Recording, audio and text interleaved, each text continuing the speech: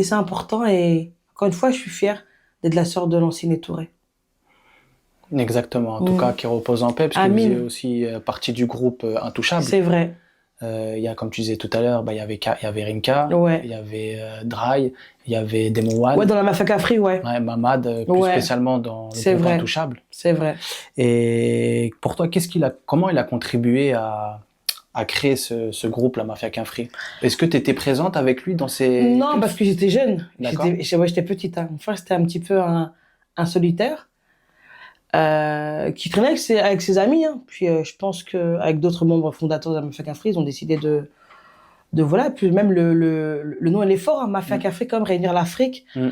Un collectif qui parle de rap, qui parle, parce qu'à la base, le rap, c'était parler des conditions policières, des conditions de pauvreté, Mm. des couches aussi africaines aussi, parler de tout ça dans des musiques où artistiquement, faut quand même leur donner sont très forts, hein, pour certains.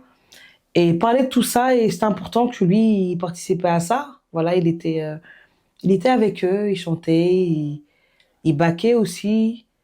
Il était là, c'était comme une famille, une bande Mm. de potes, quoi. C'est totalement normal. Et puis ouais, il La était Mafia là. Quinfri reposait sur lui aussi. Oui, aussi parce que il portait beaucoup de choses sur ses épaules et il voulait qu'ils avancent. Il croyait en eux aussi, et puis d'autres aussi ont mis leur pierre à l'édifice et Mm. à leur talent. Faut reconnaître aussi.